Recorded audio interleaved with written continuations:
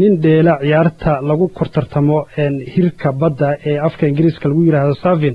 ayaa isagoo si toos ah looga daawanayo tartan uu kaga qayb galay dalkaasi Koonfur Afrika waxa soo weeraray libaax badeed si darqi ah ayuu uga badbaaday ninkaas oo lagu magacaabo Mike Fannin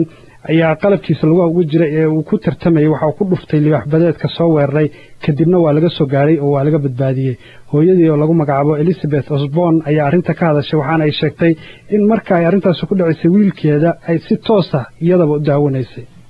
That was scary, yeah, because I couldn't see him and I thought he sort of had waxa ay ahayd arin argagax leh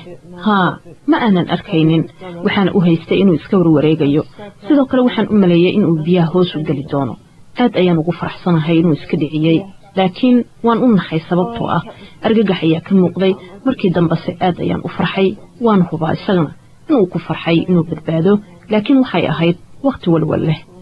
I'm sure he was too, but it was very emotional moment.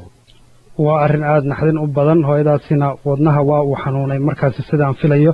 Maxamuud Xeef oo Burcajoog waxa uu leeyahay libaax badeed inuu yimaado meel tartan uu ka socdo macnaheedu waxa weeye markii horeba ammaankeeda meeshaas lama sugin. Cabdifataax Cali oo jooga Boosaasan waxa uu leeyahay ninka laga badbaadiyay libaax badeedka isagoo si toos looga daawanayo TV-ga tiisa ayaan gelin bariis badan inuu sii cuno